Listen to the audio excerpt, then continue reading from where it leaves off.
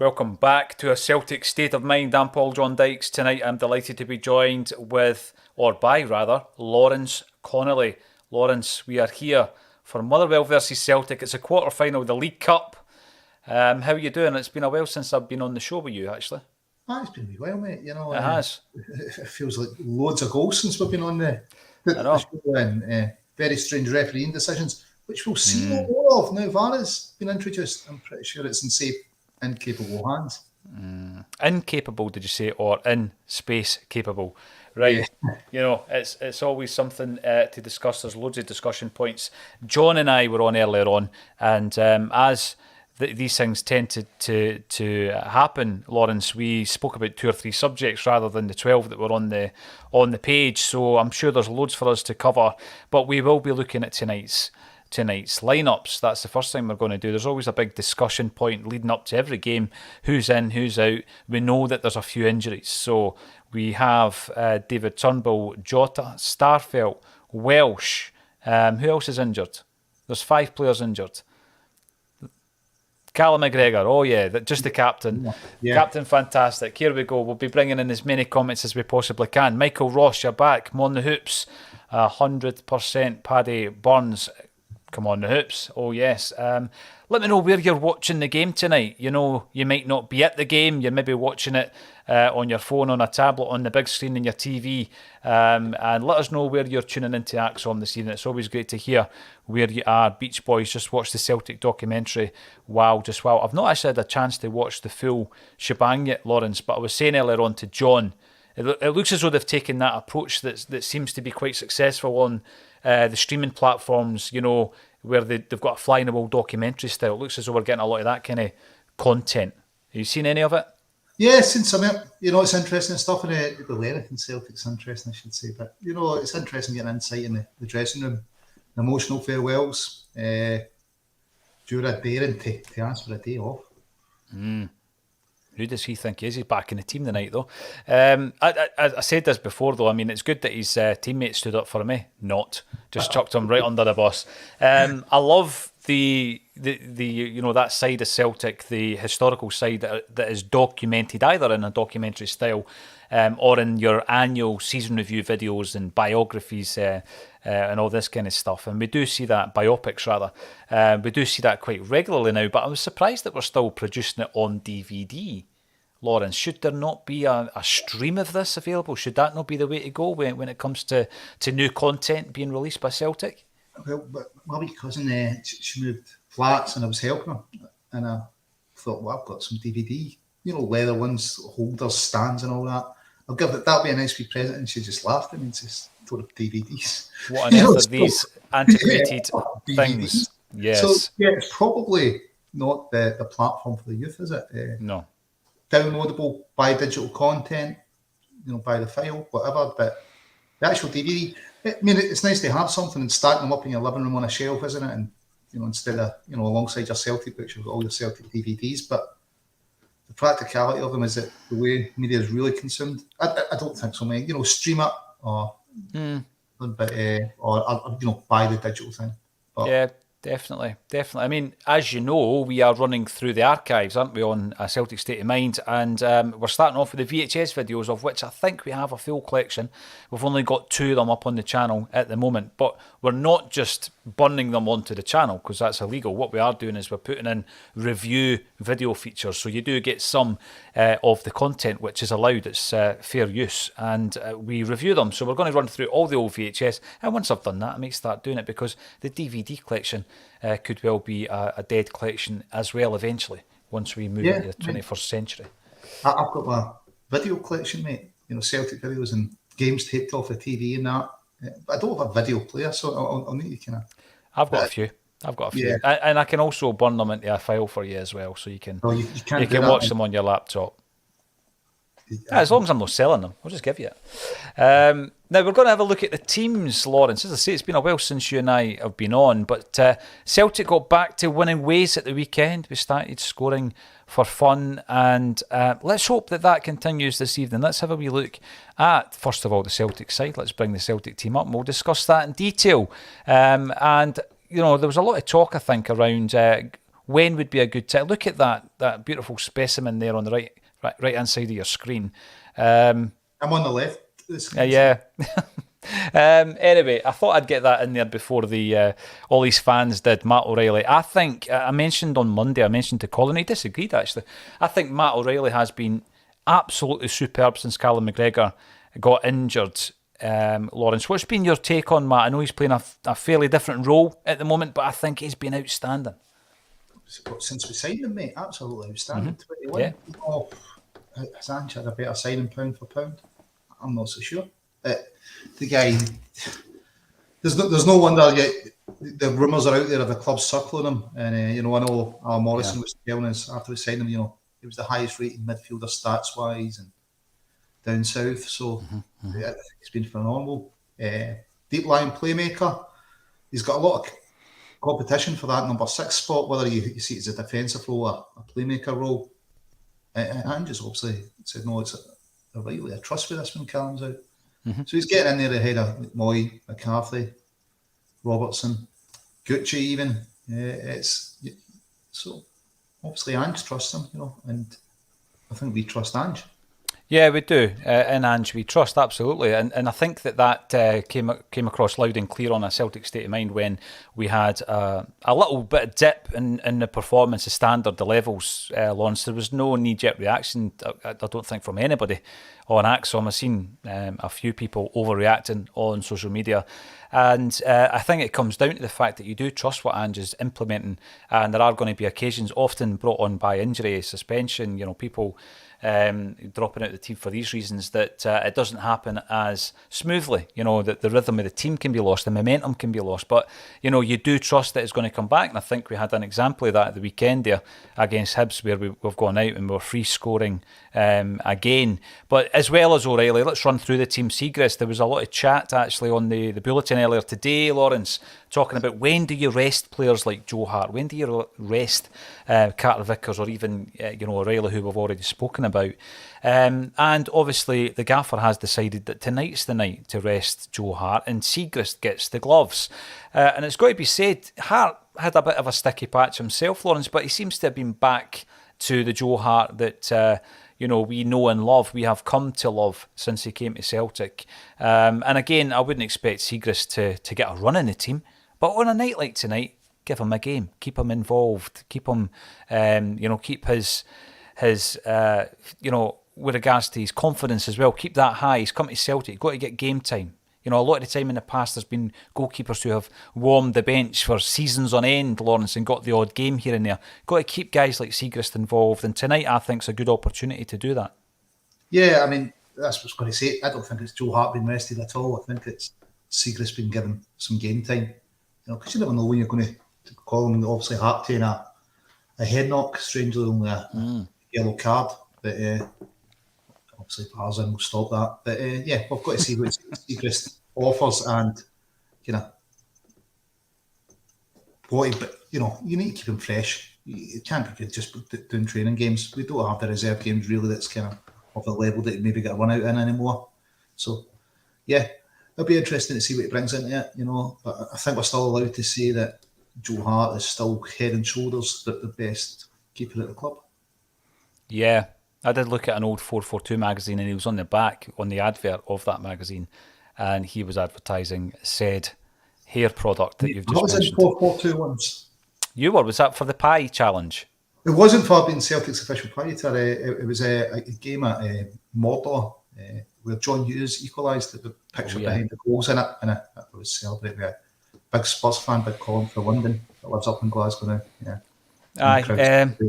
Colin Watt seems to be the go-to Acsom contributor that 442 go to when they're wanting their Celtic chat. So we've got Siegrist in the aforementioned Juranovic returns at right back. What did you make of Ralston's performance? I mean, in fact, let's talk about the fullbacks. Taylor's back in. I thought Ralston and Bernabe were excellent at the weekend, particularly Bernabe. He looks like a real attacking force as well, Lawrence. Yeah, Bernabe, we've paid a lot of money for him. Big money signing somebody. He's a converted left winger. He's always going to look decent going forward. Me and Dan will talk about it Tuesday. It's no surprise that Taylor's converted to the inverted fullback being an ex-central midfielder. He's kind of comfortable in there. So, but Bernabeu, yeah, he's an exciting player to watch. He's got some cross on him. Mm-hmm. He'll look good going down the left. Tony, I think I don't think there's any doubters out there now about Tony, is there? He's a reliable second choice right back. I don't think he's pushing to start, as the number one over Juranovic, but I wouldn't be worried if he was to start in a game like tonight. No, you wouldn't. I think, with games coming ahead, Ange's on record, he doesn't like to change the defence up too much, does he? So Taylor's I think it's convinced everybody at the club now. I think some people taking a wee bit more convincing than others in Taylor. Not you, I've got to say, Lawrence. You've been a fan since day one. Indeed, aye. I just like it. He's kind of work rate, he never hides in the park. He will get his no Kieran Tierney, he doesn't really bust past players, but like Alan Morrison will tell you, he's got the stats, he's got the assists. I don't think I've seen him have less than a 7 for Celtic. He's a solid defender.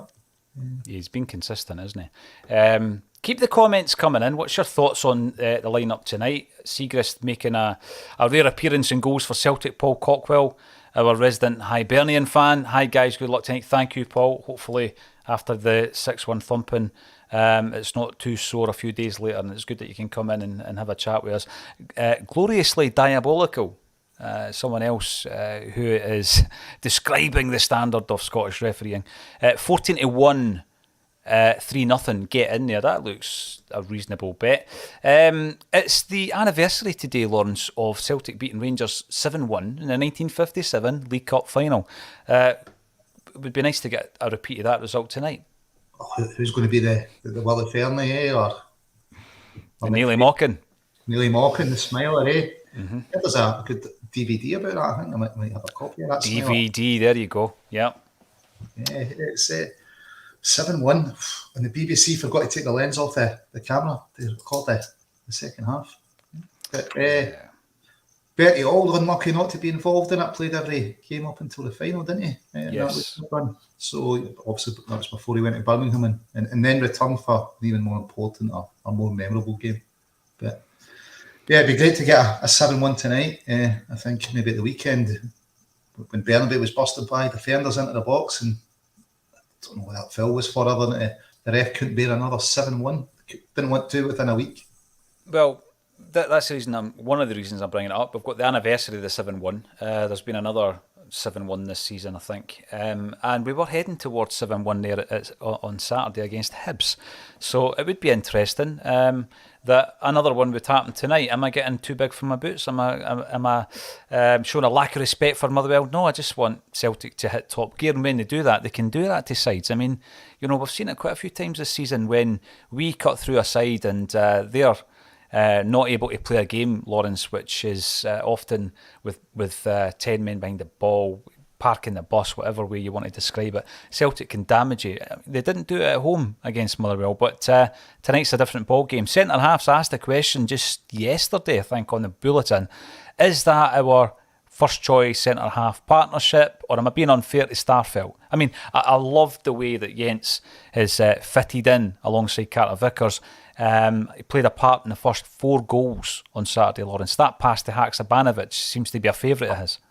Yes, so I'm going to answer yes to both points. Yes, it's our first choice, and yes, it's unfair to Starfelt. But I think Jenz being naturally left-footed, it's just a bit of balance at the back. Yeah. Well, not the tallest defence. I think Carter Vickers, Starfelt both 6 foot. Jenz 6'4". So yeah, I think that's going to be our first choice going forward. And it probably is unfair to Starfelt being a good performance for us, playing out a position, but he's a good backup centre half to have, isn't he? No, he definitely is. And the partnership he had with Carter Vickers was one of the reasons for our league title winning performance last season. The double, that can't be denied. I know that he came in for some criticism, but they did build a really solid partnership. What I have liked about Jenz is the passing ability that he seems to have, long range passing, which of course Carter Vickers displays that on a regular as well. Paddy Lavery, welcome back, sir. Per usual, the Ardoyne boys is always here. Hail, hail, and I will see you in person in January when you come to see us, an audience with Brian McClare in Glasgow. We've also got John Puska watching in Melbourne, 4 a.m. Wow, showing it on beIN Sports down here. Who's presenting? Who's the pundits on the beIN Sports? Celtic game after a nightclub. Stuff dreams are made of it. Absolutely. Very, very happy with the performances so far against. So you any idea actually how much the permanent transfer fee would be at the end of the season if we were to... I'll find out. A couple of million. If you got him for 2 million, mate, that'd be an absolute steal. Another one. Maybe another one. But I'll find out. Yeah, definitely. Let us know in the comments section if you are aware of what the permanent transfer fee would be for Jenz, because he looks more than a £2 to £2.5 million player. If we could pick him up for that fee, I think it's another steal by Ange. O'Riley, we have already spoken about. That guy, for me, is I'm not surprised that his stats were in the higher end of English football. I'm more surprised at the fact that he didn't come up on the radar of the clubs that are now sniffing about him. You know, Crystal Palace, I think, Newcastle, Leicester. These are the clubs that have been quoted as showing an interest in Matt O'Riley. Ange, Lawrence, has spoken about players coming in. He doesn't seem that concerned about anybody going out, does he? No, I think he's got a kind of refreshing attitude. You either want to be here or you don't. You know, what are you going to get out of keeping players that don't want to be here? I know a previous manager, that was part of his disagreement with the board. He wanted to sell some of the players who didn't want to be here, and the board will go, the fans will go a bit crazy if for example, would let Eddie go before the season kicked off. You know, as much as they're under contract, if they don't want to be here, what are they really adding to it? Because we saw that in some performances of players that didn't want to be here, less than wholehearted, wasn't it? So, yeah, I think it's a very realistic attitude for Ange to say, look, if you don't want to be here, there's the door. And Gordon Strachan was another with that attitude, isn't it? It's like, it's 60,000. You come here, you win trophies, you'll get down in history. If that's not enough for you, go someone else and find it. I remember Tommy Burns talking about the John Collins situation. Remember the Collins was eventually dropped, and Tommy Burns was speaking after the game about the reasons behind it, and that's exactly what he said. If your head's not all about Celtic, you're not 100% focused on that, then you shouldn't be in the team. And if you don't want to be here, then you can move on. And we've seen other examples of that, of course, with the likes of Van Hooijdonk and others. But yeah, I'm of that view as well. But it doesn't look as though anybody is sulking away, refusing to celebrate goals and all that kind of nonsense that we have seen in the past.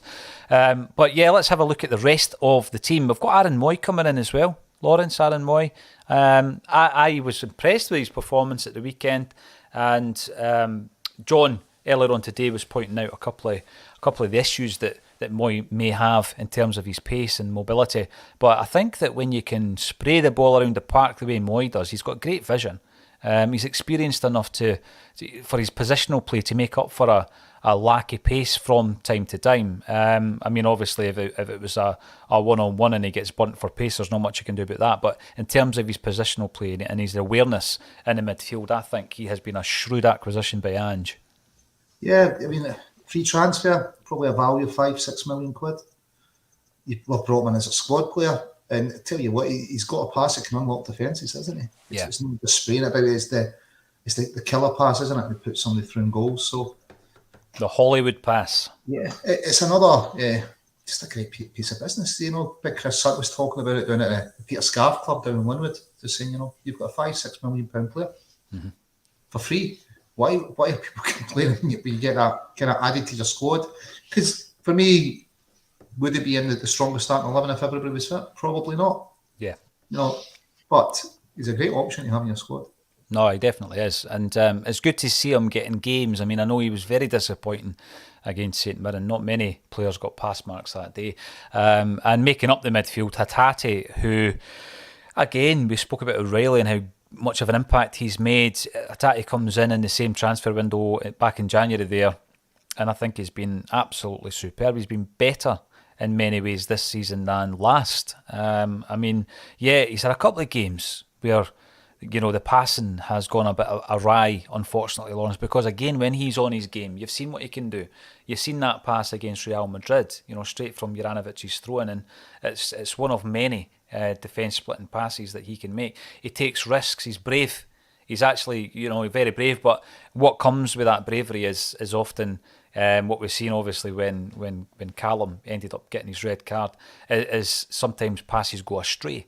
John had some concerns earlier on today that he's maybe lost a bit of form. What's your thoughts on Hatate's form at the minute? So yeah, I'm still tipping him for Player of the Year as I did before the season kicked off. At the weekend, he managed not to get a red card tackle on him. The previous 2 games, elbow to the face, studs up, tackle straight, late straight into his shin. Mm-hmm. I just think he's been great. He takes a lot of abuse without a lot of protection from the refs. He's a young player that's come over here, and I think he's just grabbed the opportunity with both hands. He's done it in big games as well. Sometimes you'll say it's okay, can I doing it against St Johnstone or Ross County or something? Can you do it in a bigger games of the season? And he's shown that he can. So yeah, for me, he is one of your starting 3 if you've got 3-man midfield, and everyone's fit. I'd be starting Hatate every day of the week. I agree with that. I think he is a first pick. There's no doubt about it. We've also got Daniel Rowe coming in. Good to see Haksabanovic in there. Seems like he's been impressing more and more the longer amount of minutes he gets. Absolutely agree with that. I think he is a phenomenal signing. And again, we've managed to get him at a cut price deal because of the circumstances in the main. But also because, he's one of these players, Lawrence, whose career hasn't quite gone as planned. He was a teenage prodigy, making his debut at 15, getting a big money move to West Ham, didn't quite work out. But he seems to have settled at Celtic, and I reckon that we're going to give him a platform where he can really thrive. I wouldn't be surprised if there's a lot of interest in that boy as well if he continues with the performances we've already seen. And I'm going to bring this one up as well. Being the bastard, loved the shot from Celtic FC with Haksabanovic's touch. It was sublime, that touch. And you did see he was given Jenz and Carter Vickers the outball time and time again, Lawrence, and you just hit it into that space, even when it's a little bit off, and he's able to pull it out the air like that. I think we've got a special talent here. Yeah, well, without doubt, the boy looks a player, doesn't he? With a strong kind of front 3, and he's another player that, he's come in, and I just think, yeah, he's now on his form just now. He's starting on that front 3. The other 2 positions of Adam Kyogo, I'm not too sure about if they're guaranteed first team starts, but I'd say Haksabanovic is now. He just looks as if he's going to create something every time he gets the ball, doesn't he? He does, yeah. Which, it's always good to watch exciting players. He's got an intent about him, Lawrence. He's very direct, gets that ball, he knows what he wants to do with it, and I think he fits perfectly Angie's system. You look at some of the players who have been on that kind of left wing for Celtic over the last few years.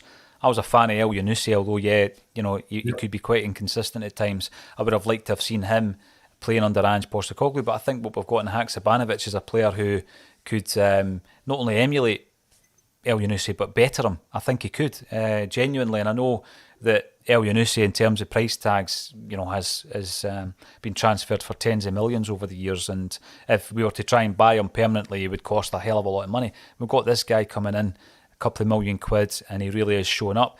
Haksabanovic, as you say, first pick up top. I think there's a few comments coming in relation to Kyogo's inclusion. Let's bring some of them up. We've got Stevie Boy. Kyogo better score at least 2 tonight. We want Kyogo getting back on the score sheet. We've also got Celts Ryan, scares me starting Kyogo. And we've also got Egyptian King saying that, if he was Gigi, he would be absolutely raging. I'm not in the starting lineup tonight. What's your thoughts? I think Kyogo seems to be getting a wee bit of a hard time here. I mean, in terms of his overall ratio, assists and goals, Lawrence, it's still extremely high. Have you been happy with his performances, though? I don't think him or Giacomakis have hit the heights of last season. I think, scored loads of goals, but it's the percentage of chances we take. We create an awful lot of chances, and I think we should be taking more of them. Especially, I suppose, in the Champions League is that's your big moments, isn't it? But, it's quite a learning curve for players playing in there for the first time. But I would definitely like to see us add a striker in the transfer window, an out striker. Probably will or not, I don't know. Ange seems to know the transfer market pretty well when you look at what he's done. So I'm sure he's not going to be tuning in here after the game to get my thoughts on it. Well, you never know, Lawrence.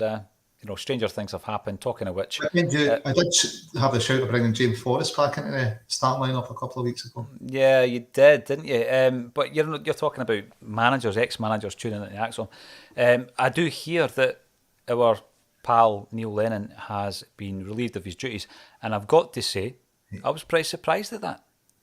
Listen, be honest, I don't really follow separate football, but against Man U, by all accounts, they gave a decent showing. So I was surprised at that. I don't know what's going on in the background of it, but they seem to be demonstrating, he's definitely got something about him as a football manager. He's had success at a couple of clubs. Champions League. Well, he had success in Cyprus. He won the cup for the first time in a decade. Yeah, so success at 3. There's not many managers that are going to go with 3 different, win trophies with 3 different clubs. So he's definitely got something about him. So yeah, I was surprised to see him sacked. I saw some of the stuff, but it was all Greek to me that was coming through on Twitter, so I couldn't make it out, mate. But yeah, surprising. Yeah, a bit of a shame. I hope he gets another job. He seems to go places and win things. I was going to ask you that. I was going to ask you, Lawrence. We won't labour the fact that obviously he's had a really great career at Celtic as both a player and a manager. Didn't end too well, and I think most Celtic fans, and I don't speak for everyone, but I think most Celtic fans were pretty happy when he had that bit of success over in Cyprus back in the game. Something's happened. He's been relieved of his duties. But what I'm going to ask you before we move on to the other players, both up top and on the bench, what does the future hold for Neil Lennon? Because I'm thinking to myself, one thing that might happen is you think about players' former clubs. Is there a former club that he was with that might fit the bill for him? And obviously Man City's not going to happen. Crewe Alexandra was one of his former clubs, Nottingham Forest. And then I'm thinking internationally, would he step back into that fold, because we know how that international career ended as well, Lawrence. So I don't think that's realistic. So where does the future hold? What does the future hold for Neil Lennon, do you think? Do you think he's going to try and come back to Scotland? What was that? Were you suggesting Leicester City? Well, they might be looking for a gaffer soon as well, to be fair. Listen, I think what he endured in Scotland, no one should really have to endure. He's Osman warning, 24-hour armed guard, him and his family worried about getting bombs and bullets sent in the post, attacked in the street. Mm-hmm. Attacked on a touchline? Yeah, inside the football stadium, attacked, and for some reason, strange jury decisions about that. But, he went through an awful lot for Celtic. Probably more than, any other manager in terms of the way he had to live his life because of that. So I don't think Scotland would be particularly the option for him. I think, down south is probably, if he could get a championship team, I think he'd be happy. Maybe a couple of teams down there might be looking and going, you know what, he done all right against Man United with not a lot of resources. Mm-hmm. So we'll see. I know it didn't work out for him before down there, but he joined a club that had no money and won free fall financially, wasn't he? Yeah, absolutely. So hard ask for any manager. But yeah, it'd be interesting to see him get a championship club down there and see what he can do. Well, he might end up going to Australia, the MLS, change of scenery. We'll see. And obviously we'll discuss it when it happens. And Joe Curran thinks that Celtic are going to win 3-1 tonight. The underwater cabbage salesman agrees. Lawrence, what's your prediction for tonight? I've said 7-1. 7-1, it would be great. I'm going to go 3-0. I'd like to see Seagrass keep the clean sheet, mate. And yeah, 3-0. Comfortable 3-0 win for us. Well, that will be an interesting scoreline. Yeah, I would take that in a quarter-final. Michael Ross, thank God Carter Vickers is playing. Feared he may be rested. Well, I agree. There are certain players, you need that backbone of the team, and he certainly is part of that. The other two players we've not spoken about so far up top, alongside Haksabanovic, Lawrence, are Abada and Kyogo. It was a flip of a coin for me as to who starts through the middle. Abada, good to see him getting back in and getting some game time. Obviously, you look at the bench: Hart, Giakoumakis, McCarthy, Ideguchi, Bernabe, Abildgaard. We've also got Maeda, Forrest and Ralston. It would be good to see some game time for Abildgaard and also for Gucci. Listen, Dec and I were talking about this on Tuesday. I think time's running out for Gucci. He's been unlucky with injury, but he needs to get game time soon, doesn't he? Because if he's not, maybe a dozen games by the end of the season, he's maybe somebody you might look to move on. You might be going, that's 2 years. What have we got there? Where can we improve? Abildgaard, surely he's been brought into play. He's only, it's that strange zone we've got him on a 1 year, haven't we? But it's not a loan, because his contract could kick back in after a year, depending on situations in Ukraine and Russia. So I'd like to see both of them get game time. But yeah, Gucci, I think he's really got to. He's got to start doing something, and he's just been, I think, really unlucky with injury. He has been, and you know what? I'm going to make a bold prediction here. I think he will prove himself at Celtic, and I'm basing that really on the information that we're getting from Liam, who lives over in Japan and appears on a fairly regular basis now on Acsom, coming from Celtic Down Under. Obviously, we collaborate with Celtic Down Under for the match days, and he is of the belief that Ideguchi just needs a run of games, and he will be able to prove that he's an important part of Ange's plans. So I'm going to be bold and say that we will see Ideguchi turning this round, Lawrence. There's a problem, if he plays in the 6th row, who's ahead of him? Callum, O'Riley, Mooy, McCarthy, Robertson. It's a really congested position at Celtic. Abelgard as well. So you're thinking, if he's looking for the 6th row, it's tough. Ferdy can play left back. But it looks a thing, we've definitely one good one, and it looks like Bernabei, might be another. You took me back to my Not The View days there. Does he play left back? That was always the question. Does he play left back? Lawrence, it's been... Depends if he wants a cap for Scotland, mate. We'll just move him to left back. Yeah, aye. It's been an absolute pleasure. Mark is reminding us that we've just kicked off, so let's get to the action. We'll be back at half-time. Hopefully by then we'll be talking about a couple of Celtic goals. Thanks everybody for getting involved. If you haven't done so already, get subscribing on the YouTube. Thank you, Lawrence Connolly, for joining me on A Celtic State of Mind.